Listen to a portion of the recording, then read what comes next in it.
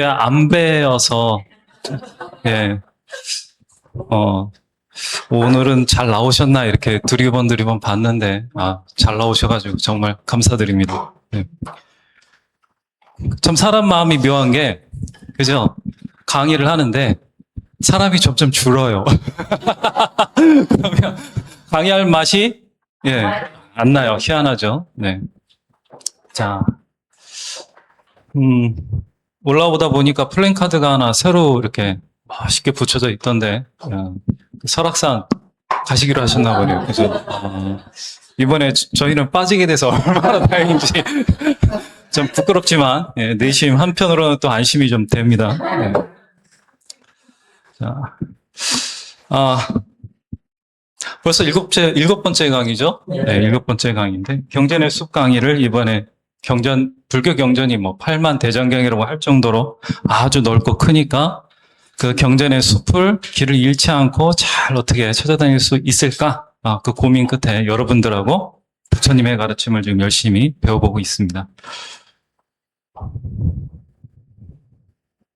대만 갔다 오신 분 있으세요, 혹시? 대만 불교가 굉장히 지금 화려하죠? 네. 대만이 4대 종파로 이렇게 세워져 있는데, 스님들은 이제 법고산사에 가서 지내본 적이 있는데, 그때 한 가지 이제 한 열흘인가 거기서 아예 묵으면서 법고산사를 한번 심도 깊게 들여본 적이 있습니다. 근데 한 가지 아쉬웠던 게, 대만에는 중국 본토에서 밀려 나오면서 그 중국에 있던 수많은 보물들을 가지고 나왔어요. 그래가지고 박물관에 가면 정말 볼만한 것들이 많습니다. 네. 그 덕분에 어떻게 보면 아이러니하게도 문화혁명이 일어났을 때 파괴되었을 수도 있는 수많은 보물들이 지금 대만에 지금 살아남아 있죠. 네. 거기 대만에 딱 가게 되면 다음에는 박물관을 꼭 가보리라. 그렇게 딱 생각하고 있습니다. 대만의 박물관에 가면은 가장 유명한 것 중에 하나가 있어요. 중국인들은 옥을 굉장히 좋아하거든요. 네, 그래서 아시네요. 옥으로 만든 배추가 그렇게 이쁘더라고요. 예. 배추도 이쁜데 배추 말고 또 있죠. 뭐가 있을까요? 맞습니다. 한국인 입장에서는 삼겹살인데 중국인들은 그걸 삼겹살이라고 안 해요. 동파육이라고 불러요. 굉장히 유명하죠. 들어보신 적 굉장히 많으실 거예요. 그 동파육은 어디서 왔느냐 하면 소동파라고 하는 사람의 호를 역시 수준이 소동파 얘기하면 그게 누구지 이러는 분들도 많은데 다 아시네요. 소동파 유명하죠. 네, 중국에 있어가지고 위대한 시인 소동파라고 하시면 대부분 다 잘 아실 겁니다. 그 소동파의 호가 동파거든요. 그 동파를 따와서 동파가 만든 고기다 해서 동파육이에요. 네. 소동파가 이제 당송 8대 그 시인 중에 한 명인데, 이 사람은 못하는 게 없었습니다. 당대의 천재였어요. 당대의 천재였는데, 이 사람도, 이 소동파도 당대의 천재였을 뿐만 아니라, 당대에 또 불교하고 교류를 굉장히 깊게 한 그런 문인 중에 한 사람이에요.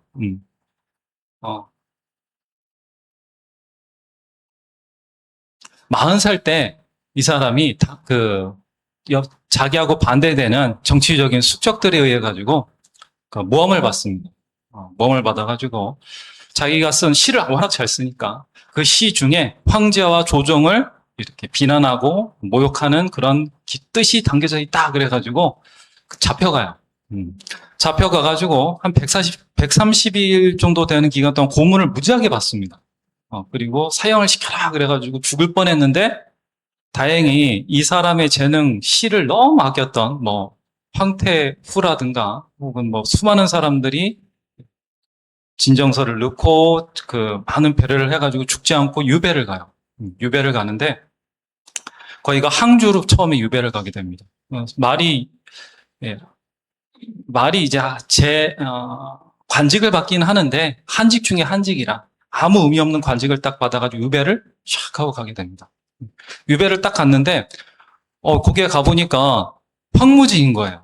백성들은 너무 힘들게 살고 부자들은 너무 잘 살고 이런 상태인 거라 이 사람이 소동파가 마음을 내가지고 자기가 있는 곳 동쪽에 있는 황무지의 이름이 동파였어요. 동쪽 기슭 동파 황무지였어요. 거기를 읽어가지고 백성들이 먹고 살게끔 만든 겁니다. 그래가지고 그 황무지였던 땅을 백성들을 위해 가지고 열심히 읽었기 때문에 그걸 자기 호로 만든 거예요. 동파, 동쪽 기슭, 황무지였던 동쪽 기슭. 그래서 소동파라고 딱 불리게 됩니다. 그래서 자기의 호도 또 호가 또 좀 뜻이 깊죠. 아무도 안 살던 쓸모없는 황무지를 백성들이 먹고 살 수 있는 그런 땅으로 만들었으니 이 동파라고 하는 동쪽 기슭 땅은 원래 이름이 식이거든요. 소식. 소동파에게는 상당히 뜻깊은 의미를 가지고 있게 되겠죠. 그리고 거기서 한 가지 더한 게 있어요. 백성들이 워낙 못 살고 이러다 보니까 돼지고기가 굉장히 흔했어요. 돼지고기가 굉장히 흔했는데 부자들은 돼지고기가 냄새 난다고 잘 안 먹고 백성들은 이 돼지고기를 요리할 줄을 모르니 어떻게 맛있게 먹는 줄을 몰랐던 거예요. 그런데 여러분, 문인들, 조종에서 이렇게 오래 관직 생활하는 사람들은 다 뭐가 발달해요? 그렇죠. 맛있는 거 잘 먹는단 말이에요. 그래가지고 소동파가 이 돼지고기를 어떻게 하면 백성들이 맛있게 잘 먹을까 연구를 많이 해가지고 물은 적게 놓고 은근히 불에 오랫동안 졸여가지고 쫀득쫀득 맛있게 만드는 요리법을 개발을 합니다. 그래가지고 거기에 대해서 자기가 시를 잘 쓰니까 시까지 써요. 그래서 그거를 이렇게 백성들이 맛없는 고기를 맛있게 먹게끔 이렇게 만드는 그런 요리법을 발명하게 되는데 그래서 백성들이 고기도 이제 맛없게 먹다가 맛있게 먹게 되었겠죠. 근데 이제 나중에 소동파가 여기서 풀려나서 저쪽 서호라고 아시나요? 아주 아름다운 중국의 서호가 있습니다. 서호가 폐허가 되었을 때 거기에 가가지고 다시 서호를 이제 다시 살리는 그런 토목 작업을 하는데 거기서도 옛날에는 뭐 토목 작업하면 나라에서 강제로 사람들 끌어다 썼잖아요. 그죠? 백성들. 그래서 백성들이 와가지고 너무 고생하니까 소동파가 그때 생각이 딱 난 거예요. 그래서 싸고 맛없는 돼지고기를 잔뜩 사와가지고 자기가 개발한 그 기술을 딱 응용해가지고 고기를 맛있게 나눠준 겁니다. 그때부터 소문이 나가지고 이 돼지고기 요리는 동파 선생이 만들었다. 그래서 동파육이라는 이름이 그때 붙여져요. 그래서 동파육은 지금은 어떻게 보면 아주 고급 요리라고 생각하고 할 수 있는데 사실은 고급 요리가 아니라 가장 힘들게 사는 사람들이 그나마 맛있게 먹을 수 있게끔 동파 선생의 마음이 담겨가지고 만들어진 고기다 이렇게 생각하시면 될 겁니다. 그래서 중국의 동파육이라는 이름이 생기게 된 거예요. 서쪽 기슭의 황무지 거길 일군 선생이 만든 고기 요리가 동파육인 거예요, 사실. 그죠? 자, 이래서 동파라는 호를 가진 이 소동파는 나중에 장강 아시나요? 양쯔강이라고 불리는데, 예, 장강에 이제 중요한 벼슬아치가 돼가지고 딱 오게 됩니다. 딱 오게 되는데 그때 당시 소문난 천재, 어떻게 보면 당대 최고의 천재였던 이 소동파 선생은 소동파 선생이 이렇게 지역 이름이 좀 기억이 안 나는데 중국 땅 이름인데 여기 양쯔강이 이렇게 깊게 흐르거든요. 양쯔강이 티벳고원부터 6,000km 정도 흘러내려옵니다. 바다까지. 그러니까 맨 처음은 아주 가늘다가 오면 올수록 넓어져요. 그래서 양쯔강이 이제 바다로 들어가는 거의 말 끝에는 굉장히 넓겠죠. 그래서 여기서 여기까지가 한 3, 4km 된다고 해요. 네, 3, 4km가 넘을 텐데. 어쨌든. 자, 여기 있었는데 이 양쯔강 가운데에 섬이 하나 있었어요. 섬. 예. 그래서 여기를 뭐라고 불렀느냐? 금산이라고 불렸어요. 금산. 마른 산인데 섬이었어요. 그래가지고 중국 시객들이 여기를 보면 양쯔강 밑에 있는 이 작은 섬은 마치 물에 떠있는 연꽃과 같구나 이렇게 시도 많이 읊었던 곳이라고 그래요. 이 금산이 있었는데 이 금산에 절을 지어요. 그래서 그 절 이름이 뭐가 됐을까요? 금산사가 돼요. 금산사가 됩니다. 금산사가 아주 유명한 절이에요. 여러분 생각보다요. 이 양쯔강 4대 선종사찰 중에 한 군데입니다. 그리고 이 금산사가 작지 않은 섬인데도 불구하고 절이 이렇게 이 섬을 다 둘러싸고 있어가지고 섬은 안 보여도 절은 보인다. 이런 얘기를 듣고 있는 산이었어요. 절이었어요. 그리고 굉장히 유명하죠. 여기 당대 고승인 불인 스님이 계셨습니다. 불인 스님. 임재종 스님인데 굉장한 고승이셨어요. 여기는 소동파. 당대 천재인 소동파. 딱 둘이 장강을 사이에 두고 둘이 이렇게 하나는 절에서 하나는 업무를 보면서 딱 지냈단 말이에요. 그래서 소동파가 굉장히 불교에 대해서 심오하고 깊은 뜻을 알고 싶어가지고 왕래가 잦았습니다. 그래가지고 거의 친구처럼 아주 친하고 정도 깊게 돌고 그랬던 사이였어요. 그래서 많이 왔다 갔다 했겠죠. 그런데 소동파가 불인 스님만 딱 만나면 맨날 당하는 거예요. 네. 그래가지고 소동파가 어느 날은 자기 나라에서 받은 옥대를 딱 걸고 불인 스님하고 딱 내기를 합니다. 내기를 하는데 어떤 내기를 하느냐? 가가지고 이제 선사들하고 이제 선문답을 할 거 아니에요. 그럼 선문답을 가지고 선문답 내기를 하는 거예요. 소동파가 어느 날 불인 스님을 딱 찾아갔더니 대중이 꽉 차가지고 앉을 자리가 없는 거예요.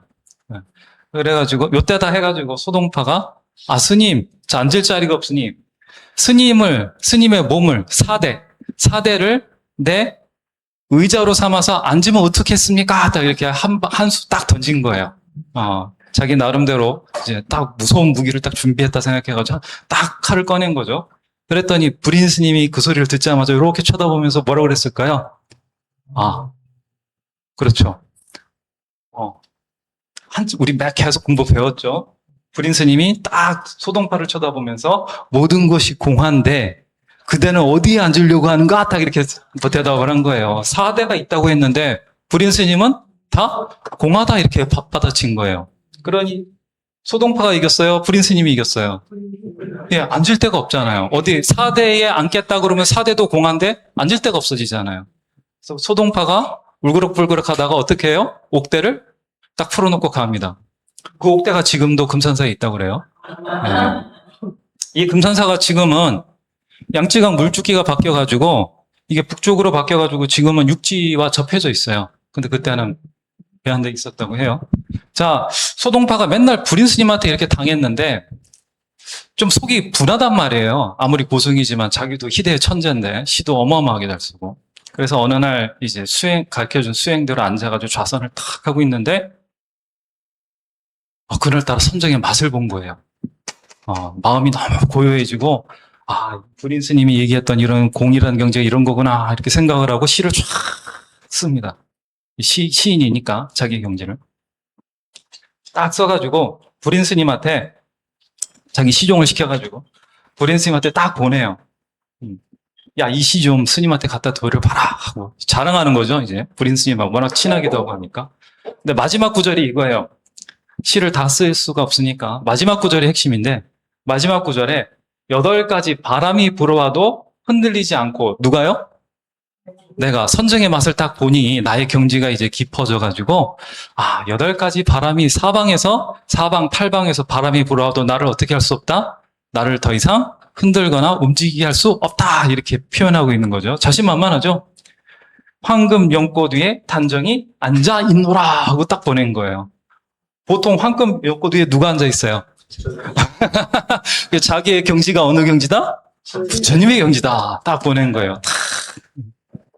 이제 하인이 가가지고 딱 불인쌤한테 이렇게 저희 선사 어르신 우리 주인 어른이 이거 스님께 드리라 하던데요. 딱 드렸어요.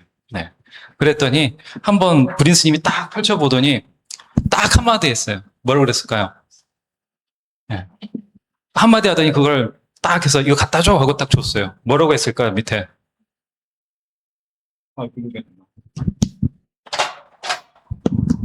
답장을 쓰기를 아주 간단하게 썼어요.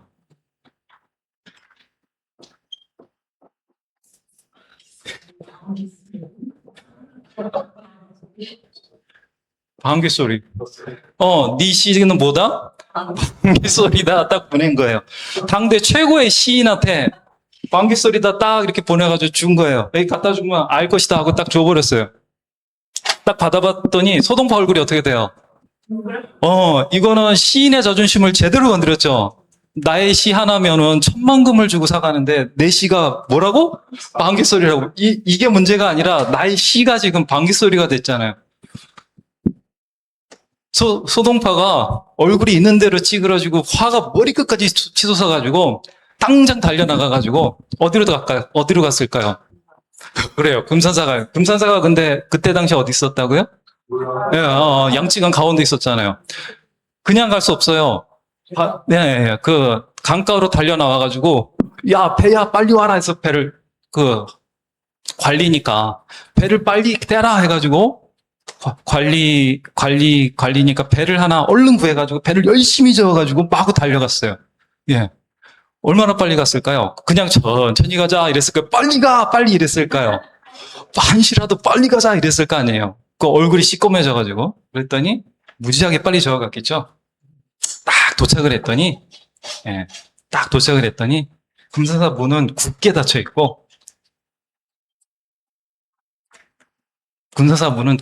있고 편지 하나만 딱 그 대문에 붙어 있는 거예요. 예. 딱 뭐라고 써 있느냐면 궁금하니까 떼봤을 거 아니에요. 소동파 그대여 8가지 바람이 불어도 움직이지 않다고 하다니 겨우 방귀 하나 소리에 여기까지 달려왔구려 딱 하나 써 있었던 거예요. 소동파가 8가지 바람이 불어도 흔들리지 않지만 단정히 앉아 있었네. 이 소리가 사실은 진짜다 아니다. 아니다. 한 방에 나와있죠, 한 방에. 8가지 바람은커녕 방구 소리 하나에도 마음이 흔들리는데 무슨 여기에 앉아 있느냐. 불법이라는 건 그런 것이 아니다. 한 방 매인 겁니다. 소동파가 불인 스님을 더 싫어했을까요? 더 좋아했을까요? 예, 대인은 대인이었어요. 생사를 넘는 막역지우로 지냅니다. 네. 아주 친하게 지내요. 자, 이 8가지 바람이 불교에서는 팔풍이라고 그러거든요. 네. 자, 팔풍. 소동파가 팔풍이라고 그랬죠? 소동파가 괜히 팔풍이라고 그런 게 아니고 원래 불교의 가르침에 이 팔풍이 있어요. 보면 자, 이가 있습니다. 이는 뭘까요? 이익입니다. 예가 있어요. 이건 예, 명예. 자, 그 다음에 뭐가 있느냐 하면은 자, 칭이 있어요. 이건 칭찬 같은 거죠? 네, 칭찬. 이거는 칭찬 같은 겁니다. 그러니까 상대방이 나를 추켜 세워주는 거. 칭찬이죠. 칭찬이라고 생각하시면 돼요. 어렵게 생각 안 하셔도 됩니다. 그 다음은 즐거움이 있습니다. 이게 4가지 바람이 있고 반대되는 바람이 또 4가지가 있겠죠. 이익이 있으면 또 뭐가 있을까요? 예. 가게가 왜 이렇게 쇠락했어? 쇠락. 예. 이거는 손실이죠? 손실 나는 겁니다. 자, 명예의 반대는 뭘까요? 명예의 반대는 패입니다. 명예, 손. 예, 훼손. 반대예요. 명예의 반대입니다. 예. 그러니까 비방이나 험담 당하는 거예요. 예. 칭찬의 반대는 뭘까요? 예. 비난 맞아요. 예. 한자로는 기자라고 하는데 한자 그냥 기라고 하시면 되죠. 이거는 쉽겠죠. 반대는 뭘까요? 예, 그겁니다. 예, 괴로움입니다. 이게 팔풍이에요. 네. 부처님께서 말씀하시길 경전에서 이 8가지 바람은 넷인데 특징이 있죠. 이건 다 뭐예요? 앞에 거는? 좋은 거죠. 예. 이런 바람이 불면 어때요? 기분이 좋아요? 안 좋아요? 좋죠. 이거를 나에게 거슬리지 않고 나를 도와주는 경계다 해서 순경계 이렇게 부릅니다. 반대는 뭘까요? 예, 맞습니다. 역경계는 뭐예요? 맞고 싶어요? 맞기 싫어요? 맞기 싫어요. 역경계. 부처님이 경전에서 뭐라고 말씀하셨느냐? 중생을 이 바람들이 늘 따라다닌다 라고 표현하셨어요. 그러니까 피할 수 있다, 피할 수 없다. 피할 수 없다 라고 얘기한 겁니다.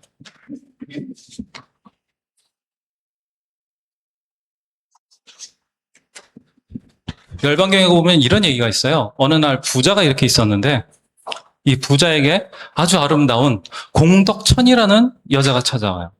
딱 그러면서 자기를 딱 소개해요. 문을 똑똑 두드리고 그 주인이 딱 나오니까 나는 공덕천이라는 사람 여자예요.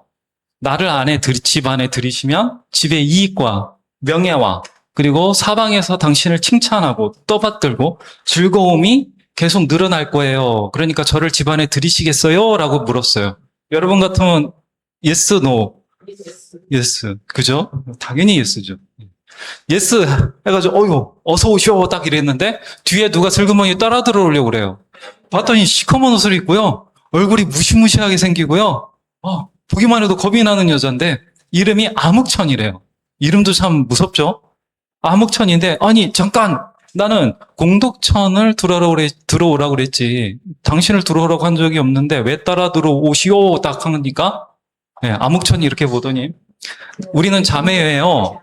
예, 우리 혜정 스님하고 저하고 바늘과 시일 같듯이 늘 같이 다녀요. 둘은 뗄래야 뗄 수가 없어요. 이렇게 얘기하는 거예요. 나를 딱 들이시면 집안이 손실이 나고 늘 사방에서 비방을 일으키고 비난받고 괴로움이 생기게 됩니다. 근데 이쪽만 받을 수 없고 이쪽도 같이 받으셔야 돼요. 이렇게 얘기한 거예요. 그러니까 부자가 어떻게 생각해요? 가만히 생각하더니 둘을 하나는 집에 들이고 하나는 바닥에 자게 하고 둘 다 안 받아버립니다. 안 받아버려요. 사실은 대부분 이야기가 여기서 마무리되고 있는데 사실은 뒷얘기가 조금 더 남아 있어요. 경전에 보면 어떻게 이야기가 마무리되느냐 하면 이 두 여인이 거부를 당하고 이렇게 내려오는데 저 아래 동네 부자 말고 가난한 집 사람이 이렇게 보는 거예요. 가난한 집 사람이 이렇게 보다가 두 여인을 딱 보더니 불러요. 두 사람 어디 가시오 하니까 나는 공덕천, 언니는 암흑천. 우리 둘 부자에게 거부당해서 그냥 가는 길입니다. 이렇게 얘기를 해요. 그 얘기를 듣더니 가난한 사람은 뭐라고 그러느냐? 이 사람을 공경하듯 나도 이 사람을 공경할 테니 우리 집에 들어오세요 라고 한 거예요. 이걸 당하더라도 일단 뭐가 좋다? 일단 이게 좋다는 거예요. 이게 좋다는 거예요. 부처님이 그 경전 얘기를 이런 얘기를 하시면서 부자를 지혜롭다고 하시고 가난한 이를 지혜롭지 못하다고 하셨어요. 왜 그랬을까요? 이유가 있으세요. 그죠? 자. 우리 저번 시간에 우리 12연기 했던 거 기억하시나요? 12연기? 예. 우리 인간의 삶을 12가지 구성 요소로 이렇게 보여주는 것. 업의 흐름을, 업의 규칙을 보여주는 거 혹시 기억나시나 모르겠습니다. 맨 처음에 뭐가 시작되죠? 어리석음이죠? 예. 그 다음, 뭐가 있죠? 문명.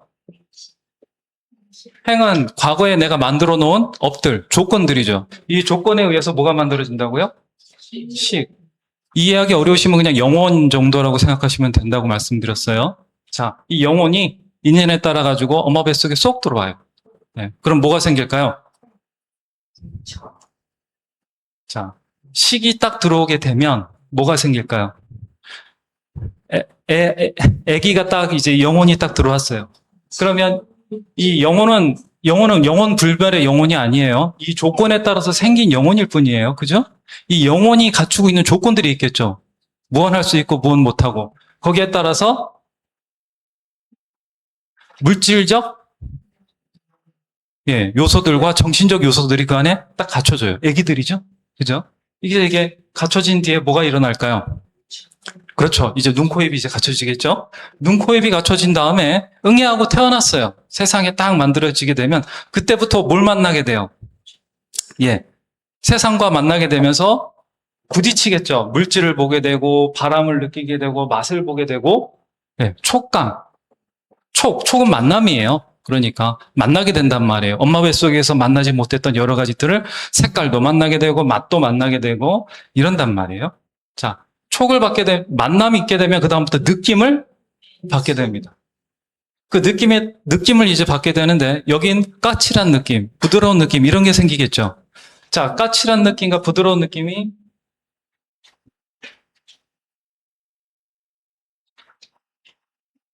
생기게 되면 우리 마음에는 좋은 건 가지고 싶어 하고 싫은 건 버리고 싶은 그런 애착이 생긴단 말이에요. 그 마음에 따라서 어떤 건 취하고 어떤 건 취하지 않으려고 한단 말이에요. 그리고 이제 계속 이어지는 건데, 자.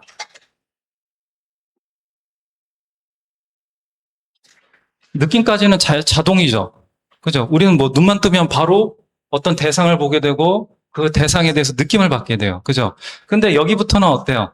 그 느낌에 대해서 나는 보라색이 좋아요. 나는 노란색이 좋아요라고 하는 선택의 여지가 열리게 돼요. 내가 나의 의지로서 자유롭게 만들어낼 수 있는 단계가 바로 애와 취의 단계예요. 이 12연기의 단계 중에서 유일하게 우리가 나의 의지로서 조정할 수 있는 그런 순간이 애와 취란 말이에요.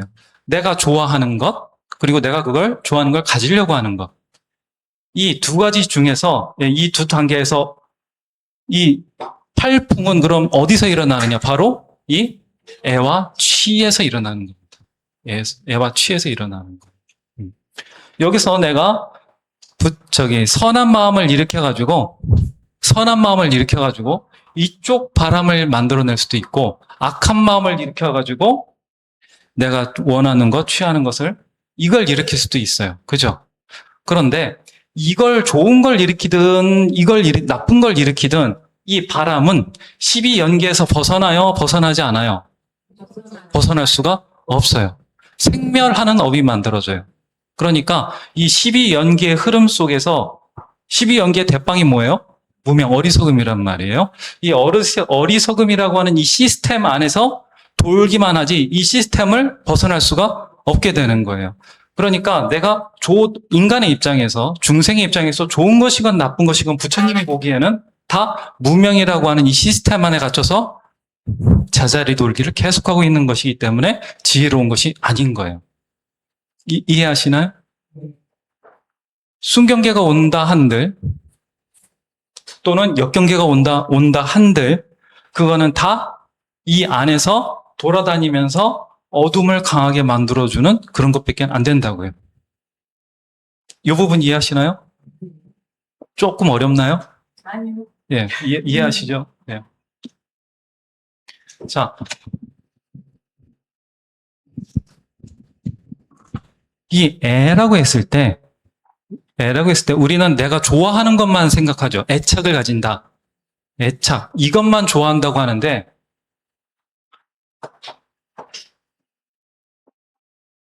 아이고, 적기가 좀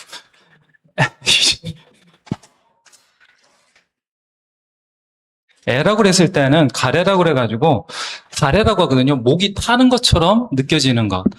목이 타듯 하면 어때요? 물을 마실 때 내가 뭐 계산하고 나의 몸의 수분이 뭐 63%밖에 안 되기 때문에 5%가 더 빠지면 내가 죽으니까 이제 물을 마셔야 되겠다 하고 마시나요? 아니면 목이 마르면 자연스럽게 아무 생각 없이 물을 마시게 되나요? 이 애가 그런 존재예요. 거의 무의식의 흐름 속에서 내가 이 만들어진 업대로 내가 원하는 걸 짚는 것이 이 애예요. 그런데 이 애는 내가 가지고 싶어 하는 욕망도 애고, 내가 가지고 싶지 않는 욕망도 애예요. 이해하시나요?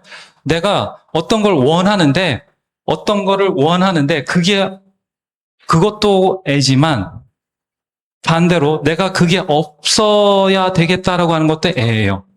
쉽게 얘기해서 이걸 가지고 싶어요라고 하는 것도 애고, 이게 없는 상태를 바래요 이것도 애인 거예요. 그래서 내가 좋아하는 것에 따라서 가지잖아요. 이게 발생하면 내가 좋아하는 거니까 취하는데 어떻게 취해요? 나에게 가까이 오도록 당겨요. 이게 오면요? 예, 이것도 취인 거예요. 밀어내버려요. 이것도 취인 거예요.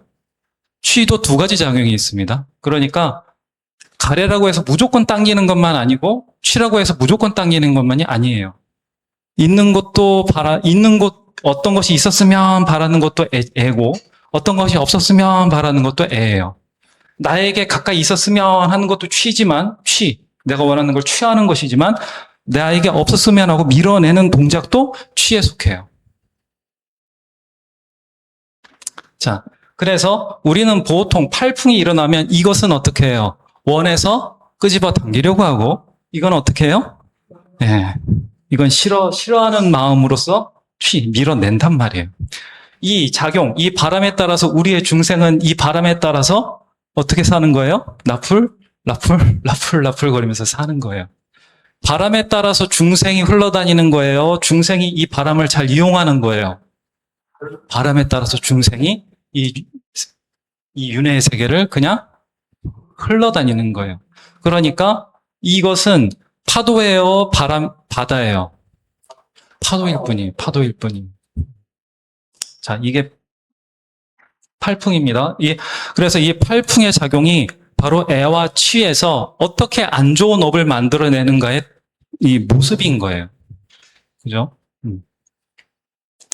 자, 그러면 이렇게 이익과 손실, 명예와 비방, 칭찬과 비난, 즐거움과 괴로움이 전부 다 애와 취에서 우리 중생들이 무명의 시스템을 벗어나지 못하게 만들어내는 바람인데 이 팔풍을, 이 애와 취를, 그러니까 요 애와 취를 다루면 되겠죠. 우리가 잘 운영하면 되겠죠.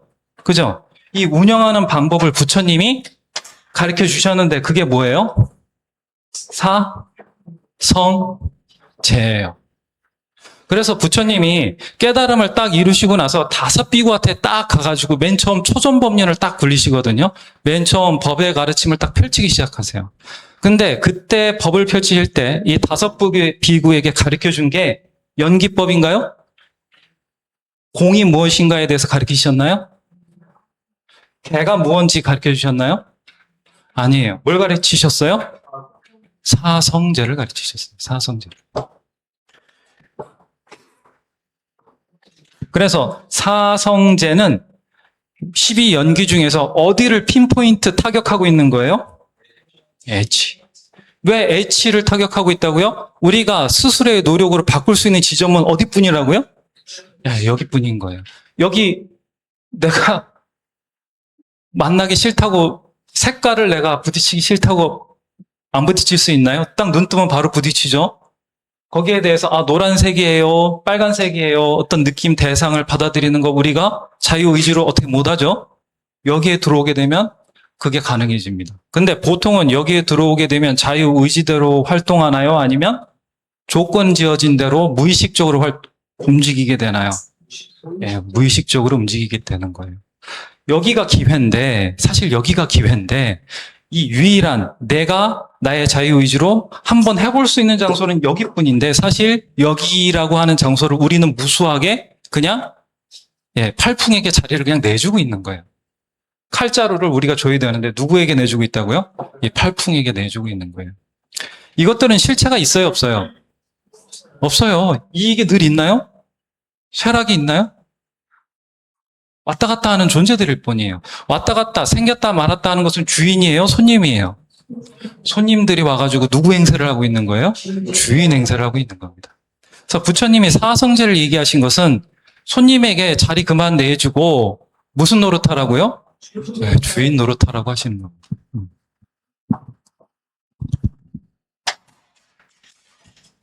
그래서 부처님이 사성제를 이야기하신 것은 사실은 연기나 공 같은 거를 미리 얘기 안 하시고 뭐부터 가르쳐 주신 거라고요? 그냥 정답부터 가르쳐 주신 거라고 보시면 돼요.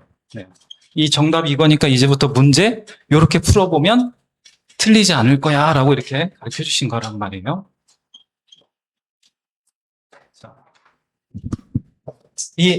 아까 팔풍 얘기했는데 팔풍에 따라서 우리는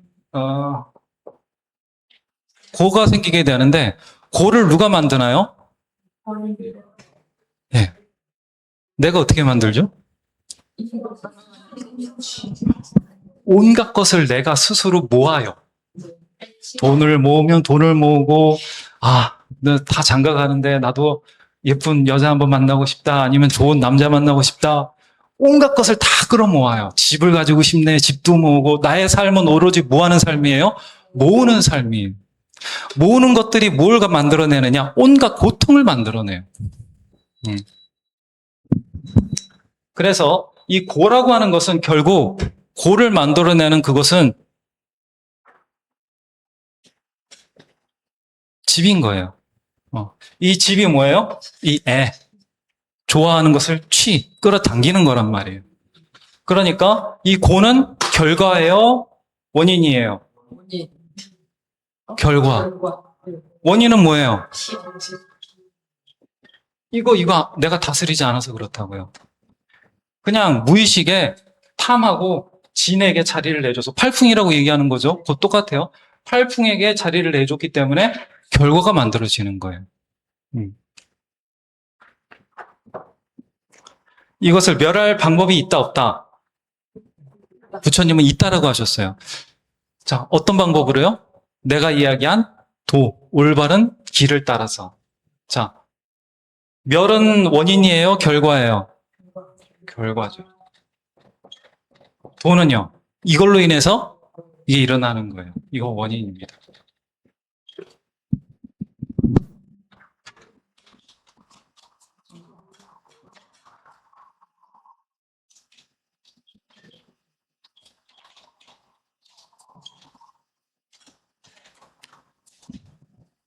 희한하죠? 원인과 결과가 반대로 이렇게 되어 있죠? 네.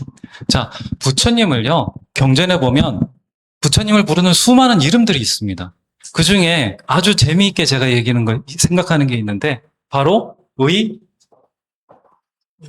의왕이라고 불러요. 의왕. 뭘 치료해 준다고요? 맞습니다. 중생이 겪는 생로병사의 고통들을 어떻게 한다고요?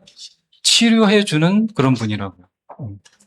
자, 의왕인데 의왕은 무엇을 가장 잘하느냐?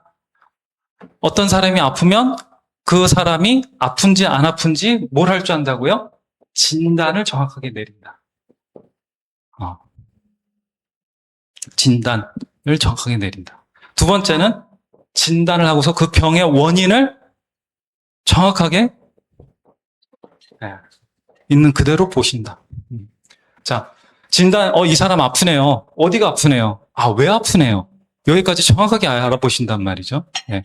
그러면 진단을 내리고, 원인이 이거니까 이 진단은 이건 드러나는 현상이에요. 병의 현상, 병이 나타나는 모습들이란 말이에요.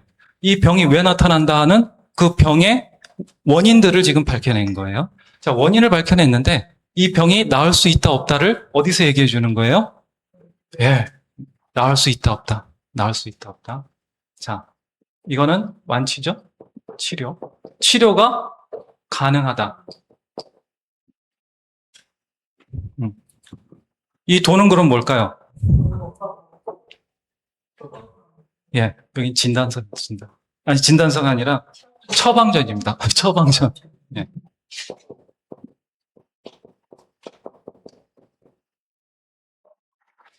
병이 어떤 모습을 하고 있는지, 병이 왜 일어났는지, 이 병을 치료할 수 있는지 없는지, 그럼 이 치료는 어떻게 할 건지, 이걸 잘 아는 것이 의왕이다. 이렇게 표현을 하고 계세요.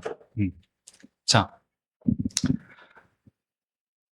이게 사성제인데, 자, 가장 중요한 거는 부처님께서 이 얘기를 딱 했을 때, 당시 인도 사람들이 무지하게 놀랍니다. 무지하게 놀라요. 왜 놀랐느냐? 당시 인도 사회는요, 힌두교, 지금 브라만교였는데, 이 멸 자체가, 이 네 가지 중에 가장 당시 인도인들이 놀랐던 것 중에 하나가 바로 이거였어요. 고통을 없앨 수 있다였어요. 많은 종교들이 고통을 없애는 것은요, 살아서 없애나요? 죽어서 없어진다고 생각하는 경우가 많나요? 죽어서 없애는데 어떻게 없애지죠? 그렇죠. 지금 내가 살고 있는 것보다 훨씬 좋은 곳에 가야지 없앨 수 있다고 믿었단 말이에요. 그런데 부처님은 죽어서가 아니라 어디서요? 살아서, 지금 당장. 누구의 손으로요? 이게 어마어마한 충격이었어요. 나의 손으로 지금 당장 고통을 멈출 수 있다였어요. 이게 불교가 당시 바라문교나 힌두 문화죠. 거기에 바탕을 두고 있는 인도와 완전히 다른 지점이 바로 이 네 가지 진리 중에 멸성제입니다. 자, 도성제는요, 8 정도인데,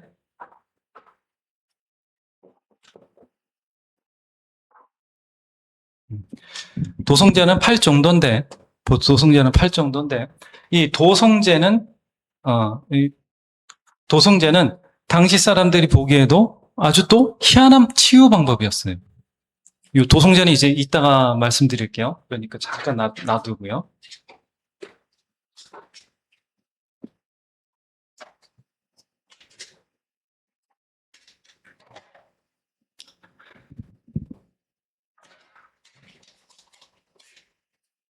자, 그래서 초전법린에 있어가지고 고짐, 멸, 도라고 했는데, 자, 제가 뭐라고 그랬죠? 멸성제 없앤다고 그랬죠? 아까, 이거 내가 지워버렸구나. 쭉 오다가 애와 치라고 말씀드렸어요.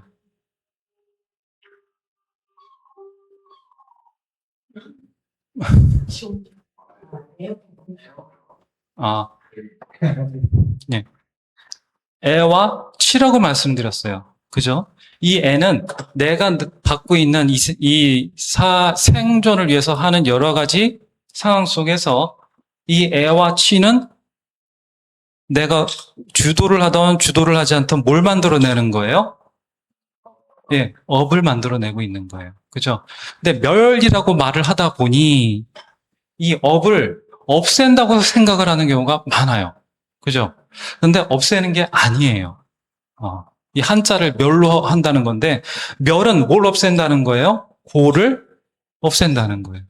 치료를 했을 때 나를 괴롭히던 고통이 없어지면 거기는 그냥 텅 비게 됩니까? 아니면 다른 게 들어차게 됩니까?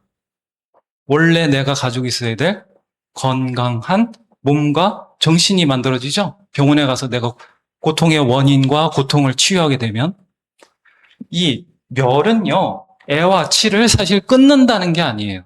이 멸은 뭘 멸한다고요? 나를 괴롭히는 고통을 없앤다는 거예요. 그럼 고통을 없앤 자리는 뻥 뚫려가지고 아무것도 없는 건가요? 아니에요. 이 애와 치를 잘 다루게 되면, 나에게 고통을 주던 업이 어떻게 바뀐다고요? 나에게 고통을 주지 않고 진정한 즐거움을 주는 업으로 바뀌게 된다고요.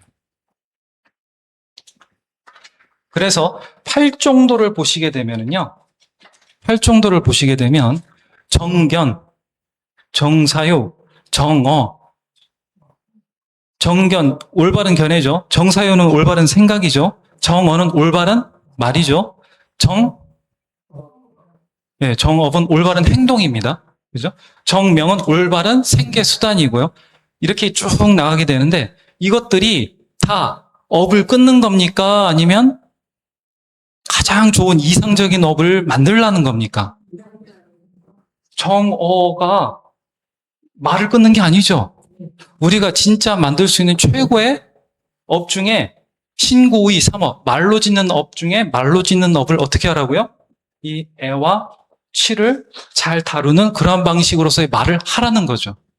그래서 이 멸도라고 해가지고 사람들이 이거는 업을 끊고 부처님이 말씀하신 열반에 들어가는 걸 의미하는가 보다라고 생각하기 쉬운데 그게 아니라 뭐라고요? 애와 치를 잘 관리해서 이 부분에서 부처님이 이야기하신 그러한 청정한 업을 만들어내는 것이 멸성제의 진정한 의미예요. 없애버린다가 아니에요. 저번 시간에 제가 자인화교 얘기했죠. 자인화교는 이걸 어떻게 한다고요? 아예 이거 애고 치고 나버리고 싹 지워 없애고 그냥 끝내버리자. 이해되시죠? 네. 촉이 생기고 느낌이 생겼는데 이 느낌에서 애로 못 가게 그냥 여기를 잘라 없애자는 거예요. 부처님은 그걸 가능하다고 보시지 않으셨어요. 건강한 업으로 만들자. 건강한 업은 정신과 몸을 얘기하지만 쉽게 얘기하자면 건강한 업이지만 좀 더 정확하게 얘기하면 청정한 업. 탐진치에 물들지 않는 그런 바른 업을 만드는 것이 바로 열성제입니다. 그러다 보니 이 도성제가 가지고 있는 팔종도가, 여러분 팔종도가 어떤 역할을 하는지 이제 감이 오시죠? 팔종도는 업을 없애는 건가요? 아니면 청정한 업을 만들어내는 건가요? 예, 맞습니다. 청정한 업을 만들어내는 겁니다. 도성제를 통해서 고통을 없앤다는 것은 내 자신을 없앤다는 것이 아니라 어떻게 해요? 내가 본래 가지고 있는 청정한 업으로 되돌아간다는 거예요. 우리는 태어날 때부터 본래, 요거는 좀, 이 명 얘기하면 너무 길어지니까. 자, 그래서 청정한 업으로 바뀌게 되면 고는 사라지고, 그죠? 고는 사라지고, 집착은 바뀌게 되고, 멸은, 그렇게 되겠죠? 자, 고는 고통이 사라진, 이 얘기부터 하고 할게요. 자, 그래서 열반경, 부처님이 열반하실 때 여러 가지 가르침을 주시는 그런 사성제를, 열반경에서 사성제를 이제 이렇게 생각을 하고 이렇게 닦으면 된다라고 부처님의 대반 열반경에서 이 사성제의 설명을 한번 쭉 해주시는데요. 고성제는 이런 것이고, 집성제는 이런 것이고, 멸성제는 이런 것이고 하면서 도성제는 이런 것이다 하는데 도성제라고 안 하세요. 뭐라고 표현하시냐면 대승제라고 표현하세요. 대승제라고 표현하세요. 왜 대승제라고 표현하는지는 제가 조금 쉬었다가 다시 얘기해 드리도록 하겠습니다. 네.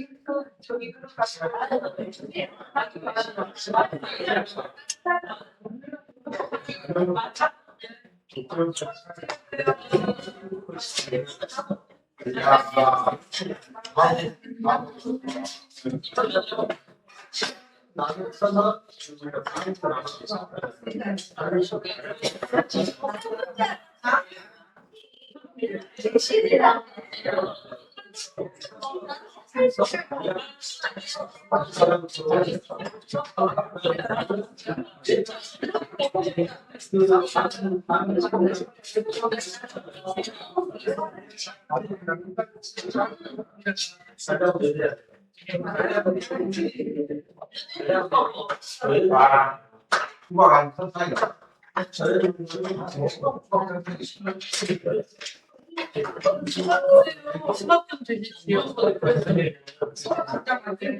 저번 주에 수업 들어가지고 영상으로 봐야 되겠어요.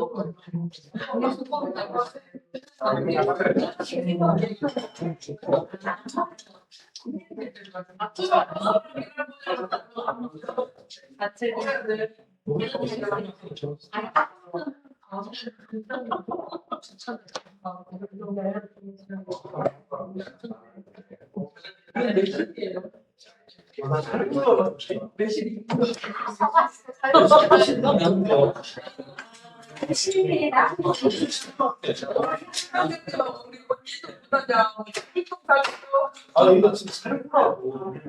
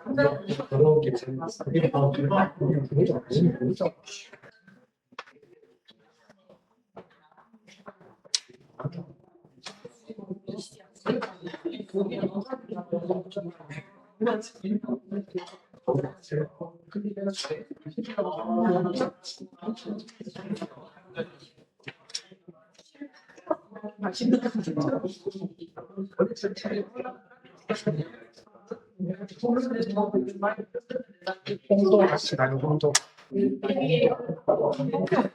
한번 알잖아. 그대로 같던데.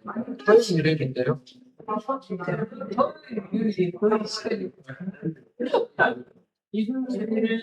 일을 딱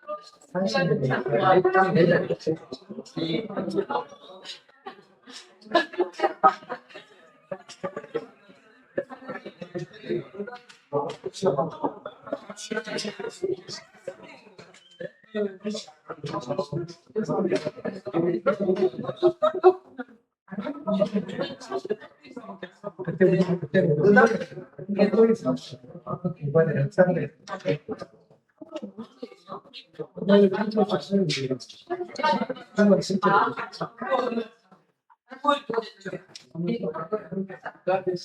그래도 잘해 강남보다 어디 못 가주면 이유가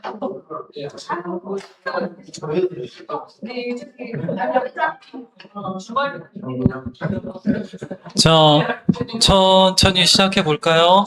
네.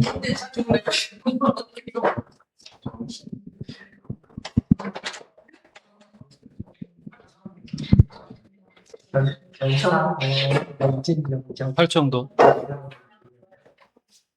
이게 시험 보잖아요. 도덕책에 도덕책에서 자, 사성제는 고집. 고집은 외우기 쉽죠? 고집. 예. 멸도. 예. 멸도. 쉽습니다. 고통. 고통의 원인은 모음이에요. 그죠? 그러면 이건 모음 때문에 생기기 때문에, 모음, 여러 가지를 자꾸 주워 담기 때문에, 온갖 걸 다 모으기 때문에 고통이 생긴다면, 이건 쉽게 얘기하면 이 모은 걸 어떻게 해야 돼요? 비움. 네. 비움하면 어떻게 된다고요? 고가 멸한다는 거예요. 도로서 모은 것을 없애면 고가 멸한다는 거예요. 이렇게 가서 이렇게 가는 겁니다. 그죠? 거기 이 고집 멸도의 시스템은 이런데, 우리 12연기로 보자면 이 고가 H가 그냥 자기 마음대로 흘러가게, 팔풍이 자기 멋대로 굴러가게 하면 우리는 계속 주워 모으게 되어 있어요. 뭐든지 주워 모읍니다. 주워 모은 결과 고통이 계속 늘어나게 돼요. 이게 12연기가 본래 중생이 사는 방식대로 살아갈 때 나타나는 현상들이에요. 그죠? 병의 모습, 병의 현상과 병의 원인. 그죠? 자, 그러면 이 병은 치료할 수 있다, 없다? 치료할 수 있다라는 거, 방법. 이거는 어떻게 치료할 것인가, 그럼? 그죠? 자, 돈은 재미있는 것이 이게 치료만 합니까? 아니면 또 하나 아주 중요한 작용을 하는데 무슨 작용이 있을까요? 고통을 없애기도 해요. 그렇죠. 부처가 되면 고가 더 이상 없어져요. 그래서 이건 단순히 치료만 하는 것이 아니라 모두 한다고요? 예? 방도예요. 도성제를 계속 지키면 치료만 하고 고통은 계속 생기는 것이 아니라 아예 뭐가 안 생긴다고요? 그 자체가 멈춥니다. 치료와 예방 두 가지가 이 팔종도의 핵심 기능이에요. 네. 그게 12연기에서 어디에서 작용한다고요? 애와 치, 여기에서 작용한다고요? 우리가 과거에 만든 업은 어쩔 수 없죠. 지금 어떻게 못하잖아요. 전생에 내가 뭔 짓거리를 했는지를 잘 모르겠지만 이렇게 태어났어요. 전생에 뭐 잘못했나 봐요. 이렇게 태어났어요. 그것은 어떻게 할 수가 없어요. 그렇지만 애, 치를 통해서 뭐를 만들 수 있다고요? 유라고 표현하거든요. 현재의 업은 만들어낼 수가 있는 겁니다. 이 현재의 업도 과거의 업과 비슷하게 만드는 것이 보통 일반적인 중생의 모습인데, 부처님의 가르침에 따라 이 가래, 내가 원하는 것, 그리고 취, 그걸 가지니 안 가지니 하는 것, 이 두 가지를 조절함으로써 현재의 업을 주도적으로 바꿀 수가 있다. 이게 불교의 논리예요. 그래서 나의 운명을 개척할 수 있는 길은 누구 손에 달려 있다? 내 손에 달려 있다. 근데 내 손만 있으면 돼요? 아니면 어떻게 하는지 방법을 알아야 돼요. 예, 부처님이 그래서 중요한 겁니다. 자, 그래서 도성제는 실제로 어떻게 하는가 하는 실천 방법들이에요. 그 실천 방법을 부처님께서는 8가지의 올바른 길, 그러니까 여기서의 올바르다고 했을 때 이 정은 어떤 정일까요? 예, 비움. 어떻게 하면 이 모든 것을 비울 수 있는가가 바른 거예요. 예. 자, 팔정도를 한번 만나볼까요, 그럼? 자, 팔정도를 한번 살짝 만나볼게요. 자, 팔정도는 이겁니다. 정견. 견은요, 볼견자예요. 너 저 사람 어떻게 봐? 이번 일에 대해서는 어떻게 보고 있어? 우리 말은 참 재미있는 게, 알아? 본다. 그죠? 먹어? 본다. 해? 본다. 본다가 다 들어가 있어요. 그죠? 네. 보게 되면 사실 이 본다는 것은 그 대상에 대해서 내가 어떻게 생각한다, 결정한다. 그런 뜻이에요. 여기서의 정견은 올바른 견해입니다. 그래서, 네. 이 정견은 그래서 부처님의 가르침에 따라 세상을 바라보는 것이에요. 좀 더 좁게 얘기하자면 부처님의 법을 아느냐 모르느냐. 그래서 부처님의 법을 알아야 뭐 할 수 있어요? 부처님의 법에 따라 나의 삶을, 나의 업을 컨트롤할 수가 있겠죠. 정사유는요, 올바른 사유예요. 올바른 사유인데 제멋대로 하는 것이 아니라 어디를 기준 삼아 올바르게 사유하는 거예요? 네, 정견하고 정견에 기대어서 하는 겁니다. 정견에 따라 정사유를 했어요. 생각을 하고 말 좀 해, 이런 얘기 많이 듣죠. 올바르게 생각을 하면 말이 곱게 나가요, 험하게 나가요? 곱게 나가죠. 말 좀 곱게 말이 곱게 나갑니다. 행동은요, 행동도 네, 좋게 나가요. 이 정명은요, 이 업은요, 똑같은 업자인데, 두 개를 들고, 이거, 업자긴 한데, 여기서의 업은, 이거는 행위를, 몸으로 하는 행위를 의미합니다. 이 업자는요, 그런 의미로 쓰여요. 이 정명은 명인데요, 예, 생활입니다. 생활. 네, 생활 자체입니다. 좀 더 좁게는 직업이죠. 네. 근데 단순히 직업이라 하지 않고 그냥 생활의 방식 전체를 얘기한다 이렇게 보시면 돼요. 네. 여기부터는 조금 다르죠. 정정진은 뭘까요? 말 그대로 노력입니다. 정진, 올바르게 계속 끊이지 않고 무너지지 않고 노력하는 것. 정념은 뭘까요? 정념과 정정은 이제까지는 좀 이해하기 쉬웠는데 여기서부터는 조금 이상하죠. 왜냐하면 여기는 불교에서 얘기하는 수행의 영역이기 때문에 그래요. 이 세 가지는요. 정념은 뭐고 정정은 뭘까요? 정정은 선정수행을 얘기해요. 정신을 하나로 모아서, 네.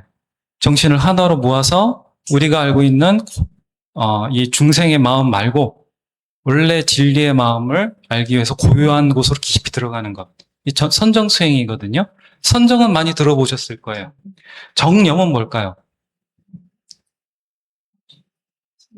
요걸 조금 어려워하시더라고요. 정념은요, 뭐 쉽게 풀이하기로는 서양의 영향을 받아가지고 무슨 마음 챙김, 뭐 알아차림 이렇게 하는데 맞긴 맞아요. 근데 좀 더 정확하게 풀어보자면요.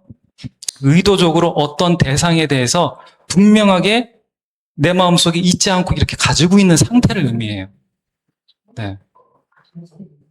그러니까 예를 들어가지고 비유를 하자면 내일 내가 남자라면 내일 군대에 들어가야 돼요. 내일 입대 날이야. 그러면 그 입대한다는 게 마음속에 다른 걸 하더라도 그게 마음에서 떠나요, 안 떠나요? 안 떠나겠죠. 여자로 치면 뭐가 좋을까요? 아, 내일이 시집가요. 내일 시집가는 날인데 막 오늘 친구도 만나고 이제 나 결혼해 하고 막 전화도 하고 미용실도 가고 하는데 마음속에서 나 내일 진짜 결혼하는구나. 이게 마음에서 떠나요, 안 떠나요? 도저히 잊혀지지 않죠. 내가 잊혀지지 않는 건데 이게 그냥 무의식에 흐릿하게 하는 것이 아니라 선명하게 마음에 딱 맺혀져 있는 거예요. 그래서 정념은 마음속에서 내가 그 어떤 생각을 놓치지 않고 계속 유지하는 걸 얘기합니다. 분명하게 의지를 가지고 선명하게. 그래서 정념이 발판이 돼서 정정으로 들어가는 거예요. 그래서 둘은 한 쌍입니다. 정념 이제 이해하셨죠? 네. 정정보다는 힘이 약하겠죠? 일상생활 속에서도 안 잊히는 거지만 이 천정은 아주 깊은 마음 단계에 들어가기 때문에 그 생각이 작동을 안 합니다. 이게 8단계인데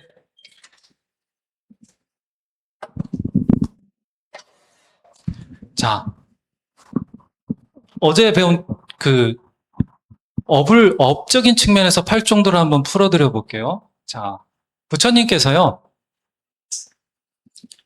이제 처음에 우리 공부했을 때 기억하시나 모르겠습니다. 업은 의도다라고 하셨어요. 기억하시나요? 의도는 뭐죠? 어떤 방향성을 가진 생각이라고 제가 가르쳐 드렸어요. 네, 어떤 그냥 막연한 생각이 아니라 의도, 방향성을 가진 생각이다. 이 의도인데 이 의도에 의해서 뭘 짓는다고요? 또 몸으로 짓는 업, 말로 짓는 업, 생각으로 짓는 업. 이렇게 업들을 짓게 된다. 이렇게 말씀드린 적이 있습니다. 의도가 업이고 그 의도에 따라서 또 업을 짓는데 그것이 신구의, 신, 몸, 입, 생각 이 세 가지로 또 업을 짓는다. 이렇게 말씀드렸어요. 자, 제가 이 과정을 보면 업을 다룬다고 그랬죠. 여기가 업을 다루는 핀포인트 공격 지점이라고 말씀드렸어요. 그죠? 그러면 8정도도 이 업을 다스리는 측면이 있을까요? 없을까요? 있어요.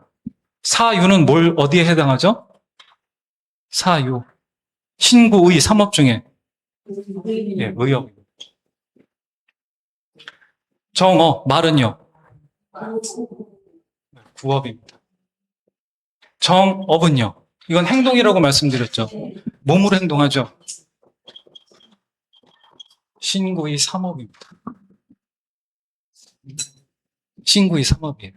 의도를 가진 생각은 그럼 어디에 해당할까요? 가장 대빵.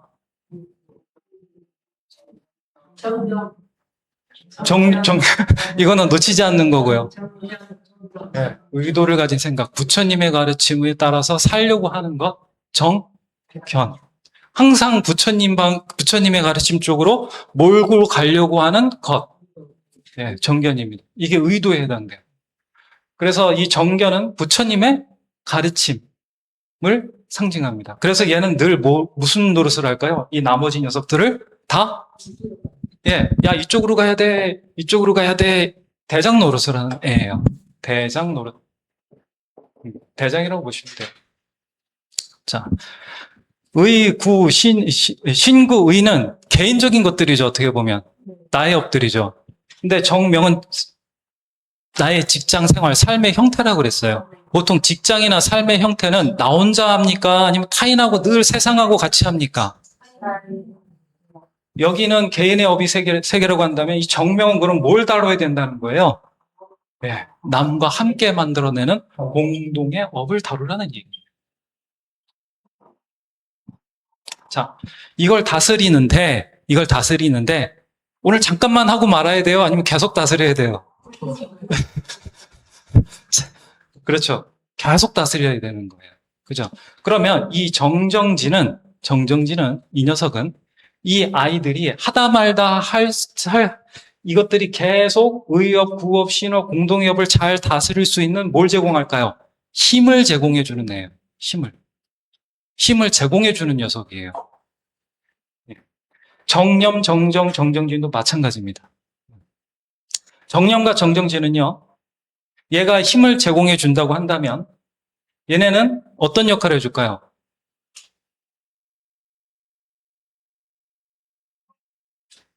얘는 전달을 해주는 놈이고요. 얘네가 엔진이에요. 엔진. 중생의 마음이 아니라 어디의 마음에 협조를 얻는 거예요? 본래 우리에게 담겨져 있는 진리의 마음에 있는 힘을 얘네들이 엔진이 되어서 막 갖고 오는 거예요.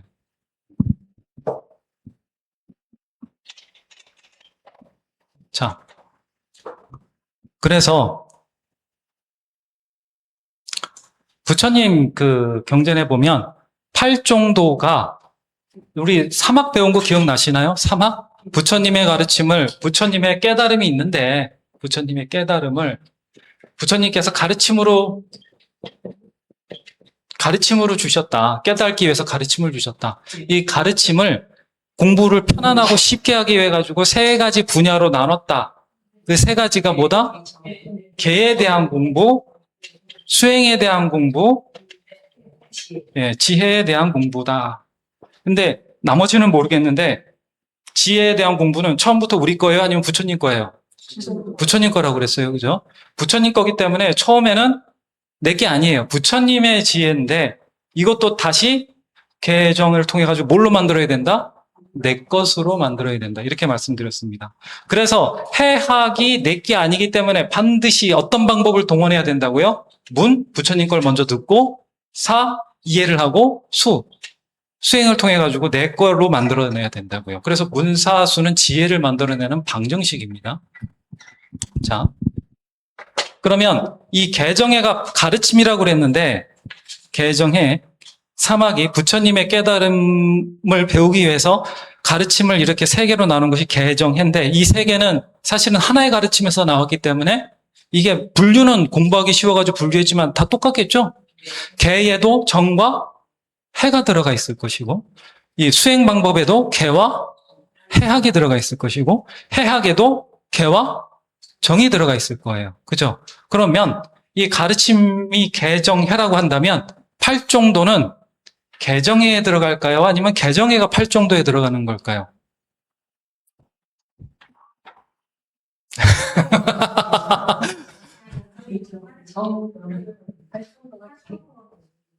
이거는 경전에 부처님이 정확하게 이렇게 표현을 하셨어요. 네. 개정해에 팔종도가 들어가지 개정해가 팔종도에 들어가는 것이 아니다. 그러니까 팔종도도 엄마가 누구예요? 그럼 팔종도는 개정해를 쉽게 펼치기 위해서 부처님이 뭐 하신 거다? 개정해를 풀어놓으신 거예요. 풀어놓으신 거예요. 이해되시죠? 네.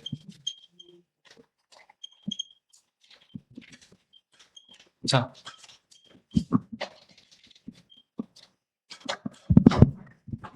그래서 이거 못하는 실력으로 하니까 참 긴장되네, 이거. 자. 운전대가 뭐예요? 운전대. 예, 차예요. 차예요. 운전대. 운전대 어떤 녀석이에요? 얘가 없으면 팔종도가 못 갑니다. 그죠? 이 정견. 자, 이 자동차 차체가 있죠? 이 차체인데, 아이고, 이거 좀 부끄러워가지고. 자, 바퀴가 이렇게 있고, 이렇게 도로가 있어요. 이게 도로입니다, 이거 도로. 자, 바퀴, 도로, 이거 차체가 이렇게 있는데, 자, 앉는 의자는 어딜까요?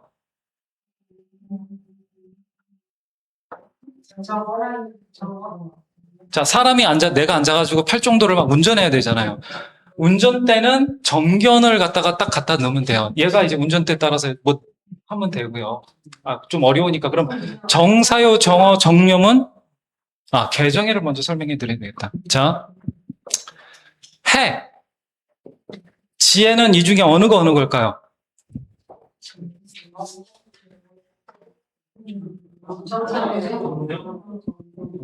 내지에 아니 부처님의 지.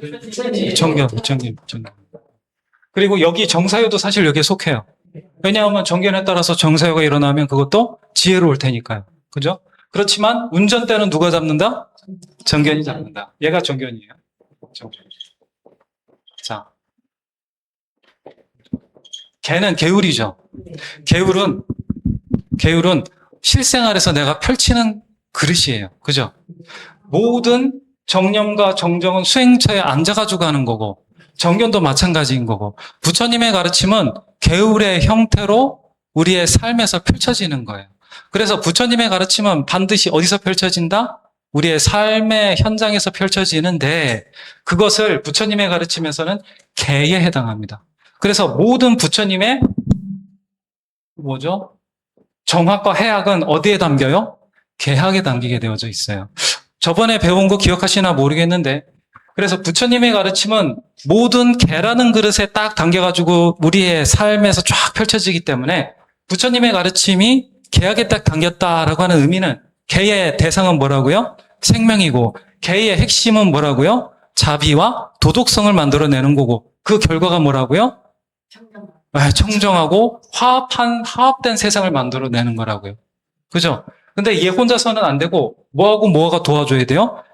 예, 정과 해가 도와줬을 때 걔가 완전해지는 겁니다. 왜요? 원래 하나니까. 원래 하나인데 얘가 빠지면 얘는 불완전한 거예요. 자, 걔는 정사유, 정어, 정업, 이런 걸 잘 펼치게 되면, 정업은 뭐 말할 것도 없이 개에 속하죠? 네.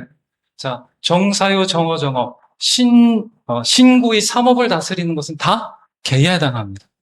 그래서 이 개라고 하는 그릇은 다 여기에 자동차 차체에 자동차가 굴러가는 자동차라고 하는 것을 운전대도 담고 있고 의자도 담고 있고, 그죠? 이 차가 굴러가게 하는 바퀴고 그런 거예요.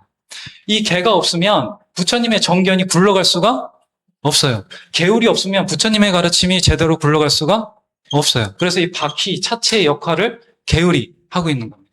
그 개울이 정사유, 정업, 역할적인 측면에서 말씀드리는 거예요. 정명입니다. 이 네 가지가 다 아까 얘기했죠? 신구의 삼업과 공동의 업의 측면에서 움직이는 거라고요. 업의 측면을 좌지우지하는 거라고요. 팔정도를 열심히 닦았을 때 눈에 보이는 바뀌는 현상은 내 생각이 바뀌고, 내가 말하는 게 바뀌고, 내가 하는 행동이 바뀌고, 내가 살고 있는 사회가 바뀌게 돼요. 이것으로 드러나게 돼요. 팔정도에서. 이것은 안 드러나는 부분들이에요. 그죠? 뭐 평상시 24시간 내 정견을 입으로 떠들고 다니는 거는 아니잖아요. 그죠? 정견은 방향일 뿐이죠. 그래서 자동차로 치면 정사유, 정업이 내가 모는 차 바퀴이자 몸체인 겁니다. 근데 이 도로를 나 혼자 가요? 같이 가요? 같이 가요. 공업의 세계. 밑에 도로가 정명이에요. 나 혼자 다니는 세계는 없어요. 함께 다닙니다. 자, 여기까지 갔죠? 그러면 정정지는 뭐죠? 이 바퀴가 계속, 이 차가 계속 갈 수 있게 얘가 가다 멈추고 막 이거 분해되고 그러면 안 되잖아요. 그죠? 정정진이 이 모든 게 흩어지지 않고 하나로 모여서 계속 굴러가게 해주는 볼트나 나사 같은 거예요. 결합시켜줍니다. 정정진이 딱 멈추는 순간 얘네들이 다 동시에 무너져 버려요. 정념과 정정은 아까 뭐라고 그랬죠? 마음에 내가 가지고 있는 진리의 마음을 잘 활용해서 어디에다 전달해 줄까요? 정견에 따라서 수행을 하면 내가 중생의 마음 말고 진리의 마음도 알게 되겠죠. 그 중생의 마음에 담겨져 있는 에너지 말고 진리의 마음에 담겨져 있는 여러 가지 지혜라든가 공덕도 얘네들이 막 끄집어가지고요. 어디에다 전달해 줄까요? 나의 삶의 모습에 전달을 해줍니다. 얘네들이 만들어내는 힘이 여기에 전달이 되는 거예요. 이해되시죠? 그래서 얘네들은 정정진과 정념 정정은 다 개정의 중에서 정학에 속해요. 힘을 만들어내는 놈들이에요. 그리고 이 수행이 흩어지지 않게 모아주는 놈들이에요. 그래서 여기 엔진이 있다고 그러면 엔진에 뭐가 속해요? 정념과 네, 정이 되는 겁니다. 그래서 팔종도를 딱 움직이게 되면요, 항상 정견이 앞에 있어야 돼요. 예. 정견은 뭐라고요? 지혜예요. 그래서 늘 지혜가 앞장서야 되는 겁니다. 근데 지혜가 앞장을 서는데 얘가 현찮으면 가요, 못 가요, 엔진이. 아무리 방향이 좋아도 엔진이 시동이 안 걸리면 이걸 밀고 가야 되는데 밀려요, 안 밀려요? 안 밀려요. 그래서 엔진이 작동을 해줘야 되는 거예요. 그래서 불교는 수행을 하지 않으면 온전한 불교가 될 수가 없어요. 자, 근데 정견으로 이것도 잘 돌아가고 엔진도 부릉부릉 잘 되는데, 네, 바퀴가 없네. 바퀴가 없으면 얘 갈 수 있어요, 없어요? 계율이 아무것도 아닌 것처럼 여기 생각할 수 있겠지만은요, 계율이 밑에서 받쳐주지 않으면 쓸모가 없어요. 쓸모가 없어요.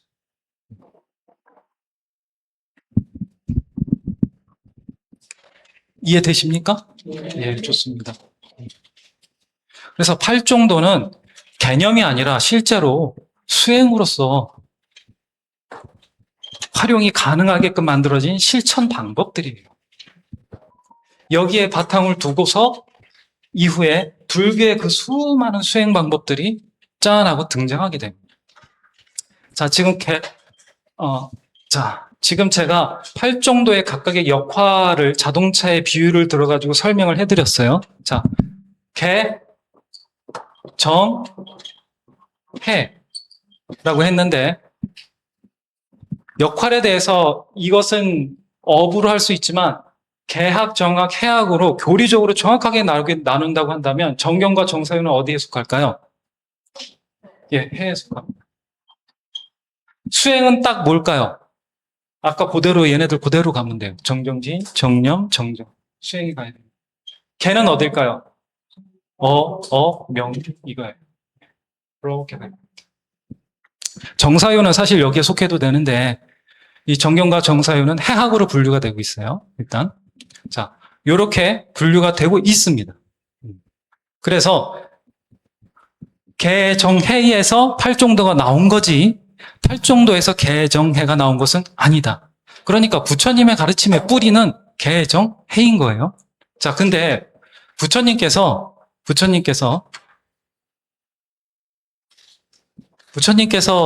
물론 현생에서는 부처님으로 짠 하고 등장하셨지만 우리가 자타카에서 봤지만 부처님은 부처님이 되기 이전에 500생 동안 뭘로 살아오셨어요?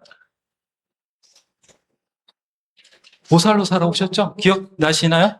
그 수메다 청년이 서원 세워가지고 500생 동안 보살로서 열심히 살아오시다가 마지막에 호명보살이 돼가지고 도리천에 있다가 나 마야 부인에게 들어가야 되겠다 하고 짠 하고 이제 태어나셨다고 그렇게 말씀드렸죠? 그죠? 기억나시죠? 네.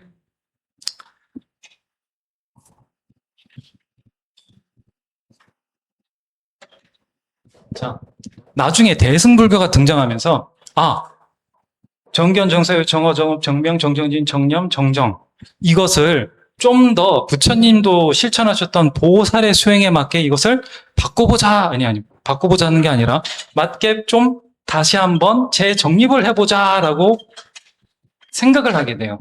부처님도 십바라미를 닦으셨거든요. 자타카에는. 자, 그런데 이것의 기준이 뭐라고요? 팔종도의 기준이 개정해다 보니 이 개정해를 기준으로 보살이 실제로 실천적으로 닦을 수 있는 형태로 다시 한번 만들어낸 것이 바로 육바라밀입니다. 육바라밀은 좀 더 적극적이에요. 왜냐하면 제가 이제까지 말씀드렸지만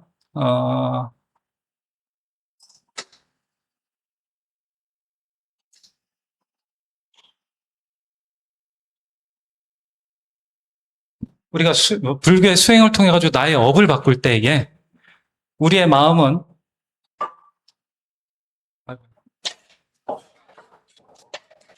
자, 이게 우리의 마음이라고 할게요. 자, 우리의 마음이 이것까지 하면 더 좋겠다. 자, 일심이라고 하는 마음이 있는데 우리의 마음은 본래 하나의 마음인데 보이는 것은 이거 가르면은 또 착각하실라? 가르지 않고. 우리는 보통 요쪽 부분, 요쪽 문, 중생으로서의 살아나가는 그런 마음의 측면만 보고 살았단 말이에요. 그런데 우리의 이 하나의 마음, 원래는 하나의 마음인데 이런 중생의 마음 말고 또 어떤 마음도 있다고요? 예, 진리의 마음. 그걸 좀 더 고상하게 진여의 마음이다 해서 진여문이라고 불러요. 그렇죠? 그래서 진여문은 이렇게 표현했지만 사실 바다고 이것은 파도다 이렇게 말씀드렸어요. 바다고 파도지만 둘 다 짠맛은 똑같다 했어요. 바다가 가지고 있는 짠맛이나 파도가 가지고 있는 짠맛은 동일하다 이렇게 얘기한 거예요. 그러니까 바다의 성질이 짜다면 파도의 성질도 짜다. 바다가 공하다면 파도도 공하다. 바다가 영원하다면 바다가 가지고 있는 영원성이 있다면 파도도 그러한 영원성이 있다라고 가게 되는 거예요. 그게 그래서 대승불교에 오게 되면 대승에서 오게 되면 중생이 영원하기 때문에 부처도 영원하다. 이런 얘기가 막 나오게 되는 거예요. 자, 어쨌든. 자, 그런데 이렇게, 1심에서 진리의 마음과 중생심의 마음을 이 팔정도에는 제대로 분명하게 드러내고 있지가 않죠. 단지 부처님은 뭐라고 하셨어요? 부처님은 이렇게 표현 안 하고 별도로 이렇게 얘기를 하셨어요. 이 세계 말고, 이 언덕 말고, 배를 타고 건너갈 수 있는 저쪽 언덕이 있다. 안이 있다. 차 안 말고. 우리가 탐진치에 힘들게 살고 있는 이런 중생의 세계 말고, 진리의 가르침을 타고 넘어갈 수 있는 피 안의 세계가 있다. 이렇게 말씀을 하셨어요. 그죠? 그 차 안이 어디예요? 우리가 살고 있는 중생심의 세계고요. 피하는 그럼 어떤 세계예요? 진여의 세계예요. 이해 가시죠? 네. 그래서 차안과 피안을 부처님은 이렇게만 얘기하셨지 여기에는 설명을 안 하셨어요. 그런데 대승보살에 와서는 이 부처님이 얘기하시는 이 피안의 방점을 딱 찍은 거예요. 이 피안이 다르게 표현하면 뭐가 돼요?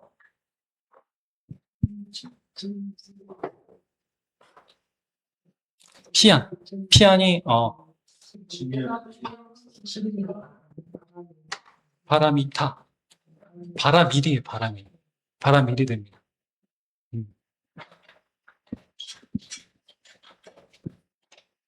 이 피안이 바람일을 의미하게 되거든요. 그래서 이 육바람일은 적극적으로 차안이 아니라 어디를 개발하자? 우리 진리의 마음에 있는 여러 가지 능력들을 개발하자. 그런데 그냥 개발이 아니라 아까 얘기했듯이 개는 현실 속에서 펼쳐지는 거죠. 우리가 말하고 먹고 행동하는 모든 세계에서 펼쳐지듯이 이 육바람일도 진리의 세계에서만 놀자는 게 아니에요. 현실의 세계, 우리의 중생의 세계와 진리의 세계를 동시에 같이 움직이자고 하는 그러한 수행 방법이거든요. 그래서 이 육바람일을 만들게 되는데 이 육바람일도 개정예를 바탕으로 합니다. 근데 개는요, 지게하면 불살생, 불투도, 불음행 이런 5개를 생각하시면 지게는 어떤 형태를 지금 지고 있나요? 하라는 건가요? 아니면 하지 말라는 건가요? 하지 말라는 거죠. 그런데 이 불살생을 조금 확장하면 죽이지 말라 해서 뭐가 될 수 있어요? 살려라. 살린이 되는 거예요. 투도는 어때요? 훔치지 말라 해서 나누자도 되는 거예요. 불음행은요, 음행을 하지 말자 해서 건전한 관계를 만들어 가져야 되는 거예요. 불망언은요, 거짓말하지 말자 해서 올바르고 남에게 이익이 되는 말을 하자가 되는 거예요. 음주는 취하는 거죠. 중독에 빠지지 않는 올바른 정신을 가지자가 되는 거예요. 그래서 이 지계는요, 계약은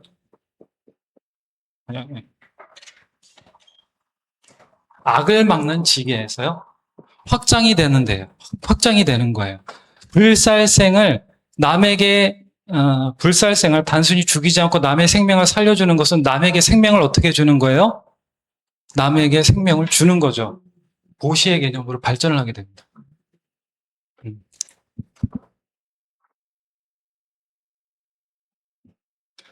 자, 지혜는요, 반야죠. 원래는 반야입니다. 반야는 나중에 한번 설명드릴게요. 반야는 그냥 나와요? 아니면 수행을 해야 나와요?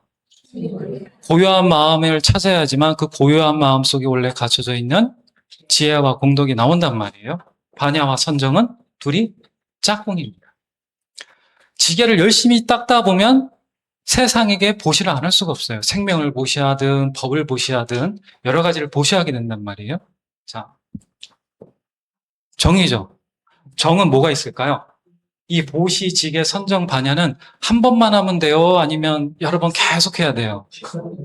계속 해야 되죠. 정지는 그냥 돼요? 아니면 열심히 잘 참고 노력해야 돼요?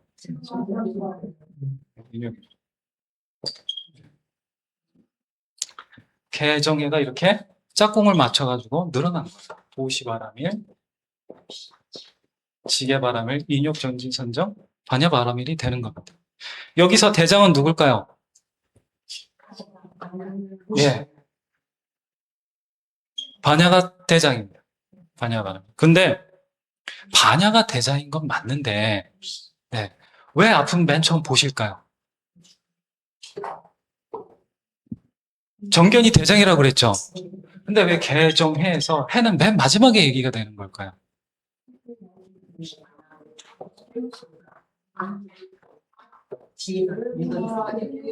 예? 그 15만 원 정량 정병을 할 수 있지. 처음부터 정령 안 할 수가 없는 거니까. 맞습니다. 맞습니다. 네. 오유, 대단하십니다.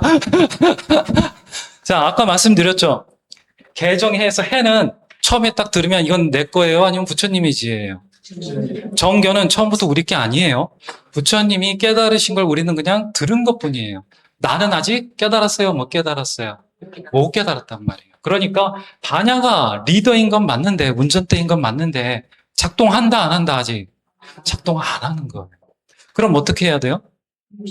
자, 아까 말씀드렸죠. 개정해는 각각 분리되어 있는 거예요. 하나의 가르침에서 나온 거예요.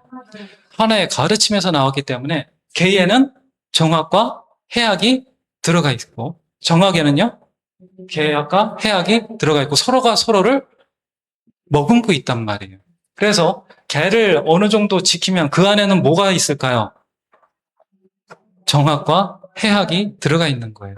불살생을 내가 어느 정도 열심히 진지하게 지키려고 한다면, 네, 이 모기를 어떻게 해야 살려야 되는가 하는 지혜가 나름대로 열리게 되고, 모기가 물어도 이거 안 할 수 있는 뭐가 있어야 돼요? 인욕과 참음이 길러진단 말이에요.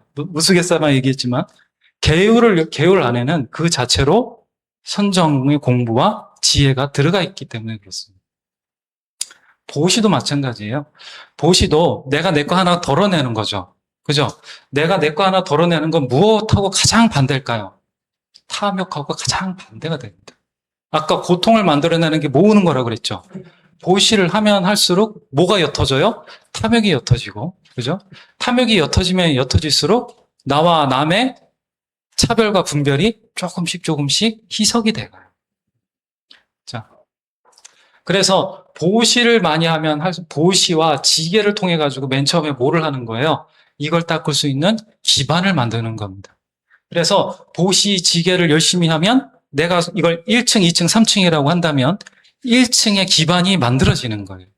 아, 이건 2층은 아니겠군요. 자, 그럼 인욕 정지는요, 이 보시와 지혜와 선정과 반야가 무너지지 않게 하는 엔진 역할이자 이것이 서로 끈끈하게 달라붙어서 나중에 보시와 지혜와 선정과 반야가 하나로 굴러갈 수 있게끔 해주는 접착제 역할을 해줘요.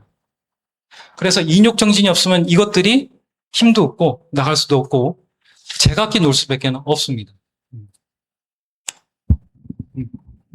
자, 그래서 처음에 개요를 닦을 때에 우리는 뭐부터 닦게 된다? 보시와 지게를 닦게 된다. 나중에 수행이 어느 정도 갖춰져서 반야를 징득하게 되면 그때도 보시 지게가 앞장설까요? 반야가 앞장설까요? 예, 반야가 앞장섭니다. 반야가 앞장서. 반야가 앞장을 서게 돼요. 그 이전까지는 얘네가 그냥 부처님의 가르침대로 내 의지에 따라서 자락은 못하고 계속 밀고 나가거든요. 근데 얘가 딱 등장해서 옆에서 딱 서주게 되면 그때부터는 사정이 완전히 달라지게 돼요. 네. 지혜가 들어가서 보시 지혜를 딱 하게 되면 그때부터 상황이 틀려지게 돼요. 자, 반야는 쉽게는 지혜라고 그랬죠? 예. 제가 해학에 있어가지고 가장 중요한 것은 이 해학의 가장 중요한 대상은 뭐라고 말씀드렸나요? 공성에 대한 지혜라고 말씀드렸어요. 공성에 대한 지혜가 부처님이 얘기하신 해학의 전부입니다. 공성을 아느냐 마느냐가 핵심이에요. 자, 공성의 지혜를 열심히 닦다 보면은 무엇이 열린다고 그랬죠? 통찰력과 판단력이 열린다고 그랬어요. 통찰력은 내가 지금 내 앞에 일어나는 모든 일이 가지고 있는 본질이 무엇인가를 꿰뚫어 볼 수가 있다고요. 그죠?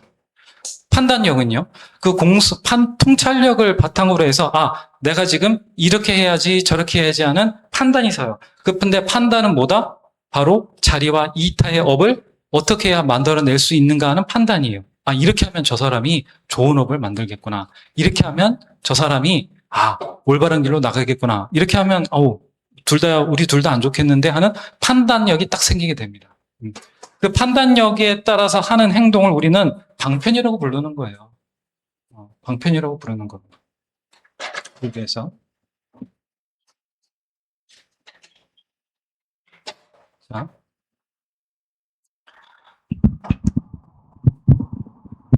예.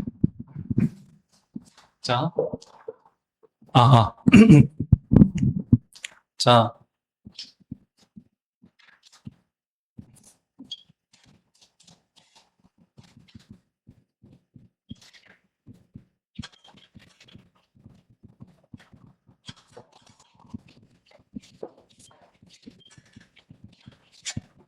네.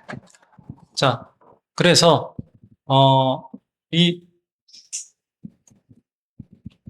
다음부터는 저걸 할 건데, 자, 정견에 따라가지고요. 정정진, 정념, 정정해가지고 수행을 하게 돼요. 그죠? 수행을 하게 되는데, 이 수행은 결국 애취를 다루는 방향으로 나가게 되겠죠. 그죠? 보통은 이게 무의식에 의한 자동 반응이라고 말씀드렸어요. 우리가 과거업에 만든 무의식에 따라 그냥 아무 생각 없이 그 결대로 그냥 현재 업까지 만들어 버린다고요. 그러면 과거업에 끄달리지 않게 하는 것이 우선이겠죠. 그죠?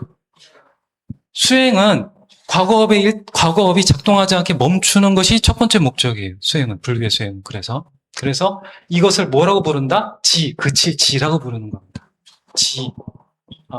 한 번 안 쓰기로 했는데, 지수행이라고 불러요. 예. 근데 멈추려면 애와 치가 이제 작동하지 않는다, 알아차려야 돼요? 못 알아차려야 돼요? 알아차려야 돼요. 알아차림을 관이라고 부릅니다. 이 두 가지가 이 정념과 정정이 존재하는 이유예요. 이걸 통해 가지고 나에게 어떤 감각적인 느낌이 오게 되고 거기에 따라서 애와 치가 작동하네 알아차리고 힘이 멈춰야 돼요. 근데 이 멈추는 힘이 정정의 힘이 약하면 멈출 수 있어요, 없어요? 알면서도 그냥 끌려가는 거예요. 자기의 업이 너무 강하면요, 깨달은 사람조차도 그냥 끄달려가요. 고기를 먹는 업이 너무 강하다. 깨달음을 깨우는 사람도 끄달려갑니다. 자기 업에 있어가지고 분명히 다른 사람이나 타인보다 약한 부분들이 있어요. 그 부분을 주로 뭐가 치고 들어와요? 업들이 치고 들어와요. 그때는 속절없이 끌려갑니다. 그걸 막기 위해서는 내 의지, 물론 의지가 뭐 강철 같은 사람도 있긴 하지만 나의 의지만으로는 돼요, 안 돼요? 그러면 나의 의지보다 더 강력한 형님이 등장해야 되겠죠. 내 의지보다 더 강력한 형님이 누구예요? 진리의 마음. 얘는 진리의 마음이에요. 탐진치가 힘이 워낙 세가지고 내 의식의 힘으로는 탐진치를 이길 수가 없는데 탐진치가 유일하게 못 이기는 존재가 있어요. 누구요? 진리의 마음이에요. 탐진치는 파도인데 파도가 진리의 마음이라고 하는 바다를 이길 수는 없는 거예요. 선종에서는 이런 표현이 있어요. 탐진치가 그 거대한 업장 덩어리가 진리의 마음을 딱 만나는 순간 거대한 용암이 부글부글 끓고 있는 곳에 눈송이 하나 떨어지는 것과 같다. 이렇게 표현을 해요. 탐진치가 진리의 마음을 만나는 순간 어떻게 된다고요? 탐진치의 업이 아무리 강해도 순식간에 사라진다.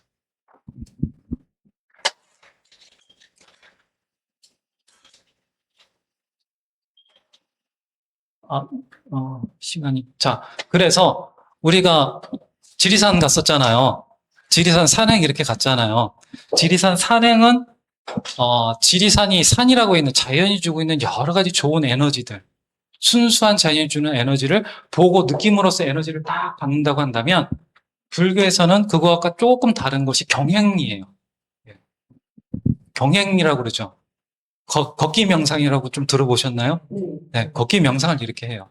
걷기 명상의 원리는 그래서 내부에 있는 에너지를 스스로 만들어내는 거기 때문에 산행이나 이런 걸 보면서 외부에 있는 걸 보고 에너지를 흡수하는 거하고는 좀 달라요. 자, 그럼 경행도 이것과 똑같은 원리를 가지고 있겠죠.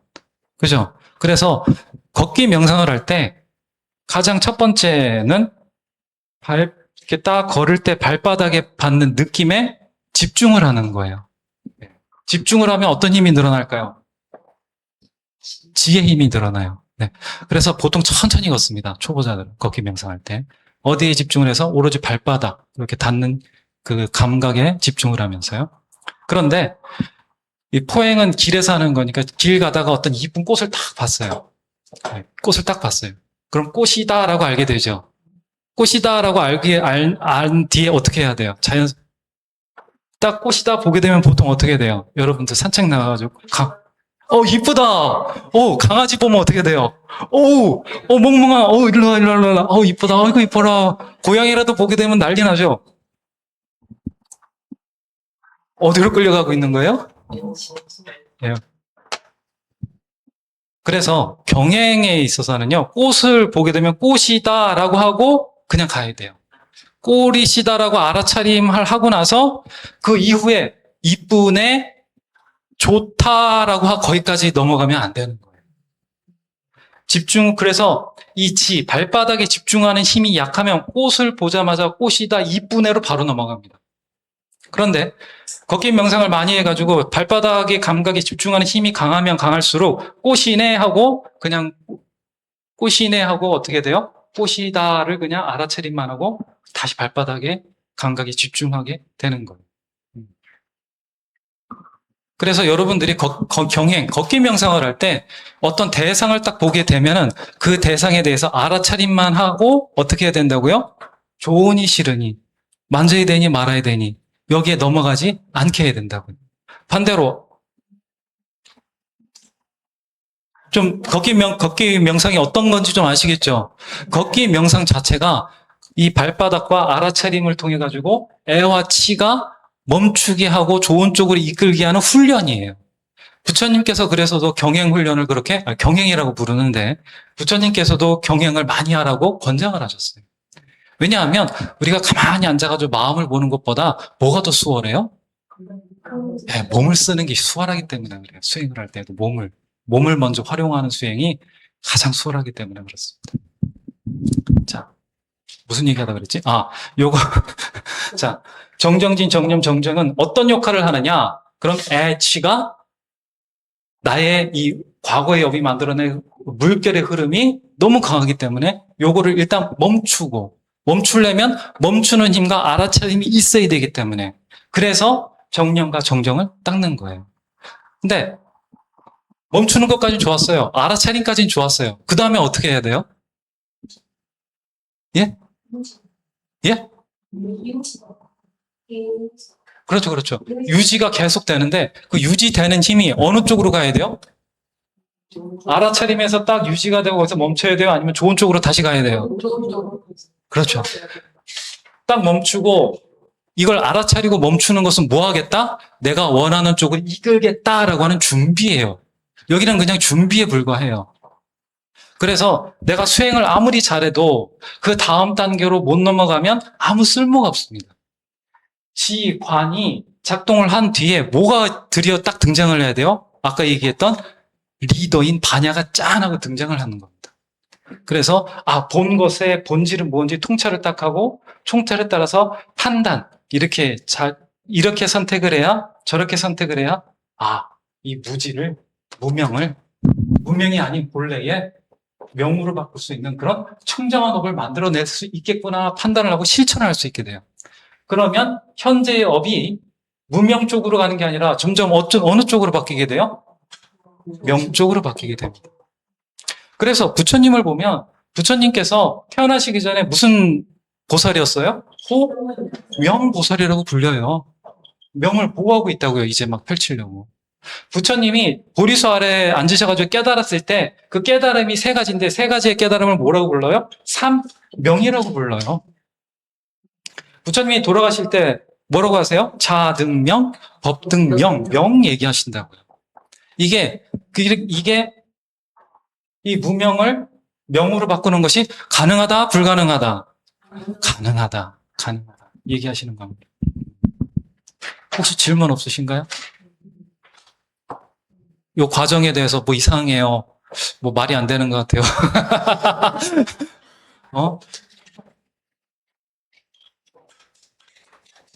이게 고를 없애는 시스템입니다. 부처님이 만들어 놓으신 정말 위대한 방법이에요. 네. 이걸 통해서 인간이 자기의 마음을 관리를 하고 내가 원하는 삶을 살 수 있도록 내 스스로를 움직일 수가 있게 되는 거예요. 내가 내 자신의 주인공이 되는 겁니다. 내가 주인이 될 수 있는 방법은 부처님은 이거다라고 말씀하신 거예요. 그래서 이 8정도를 뭐라고 부르셨어요? 정도는 곧 중도다라고 부르시는 거예요.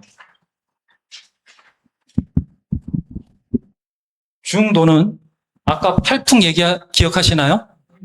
팔풍은 좋은 것도 있고 나쁜 것도 있고 그렇죠. 좋은 곳에도 속하지 않고 나쁜 곳에도 속하지 않는 다른 길인 거예요.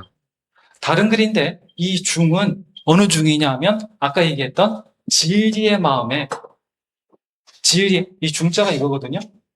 네모난 게 있으면 정중앙을 딱 꽂혀 있는 거예요. 중간을 관통하고 있고요. 관통해서 움직이지 않는 모양입니다. 진리의 마음에 딱 서가지고 거기서 움직이지 않고 뭘 하고 있는 거예요? 정사유, 정어, 정업, 정명을 통해 가지고 자기의 업을 청정하게 만들어내는 거예요. 그게 중도입니다. 그래서 부처님이 뭐라 그래요? 어렵게는 단견에도 고행도, 지나친 고행도 안 되고, 네? 아주 즐거움을 추구하는 것도 맞지 않다라고 하는 거예요. 고행은 아까 팔풍에서 뭐에 속해요? 나를 아주 힘들게 만드는 것들이죠? 즐겁게 만드는 건 이익을 주고 칭찬을 듣고 떠받침을 받고 막 즐거움을 느끼고 그런 거죠? 이것이 다 옳지 않다는 거예요. 자, 오늘 사실은 아주 힘든 과정을 여러분 잘 넘기셨고요. 네. 다음부터 8강이죠. 다음에는 수행 관련해가지고, 수행의 원리와 또 실제로 수행을 할 수 있는 그런 길을 좀 설명해 드리도록 하겠습니다. 자, 질문 없으시면 마치겠습니다. 예.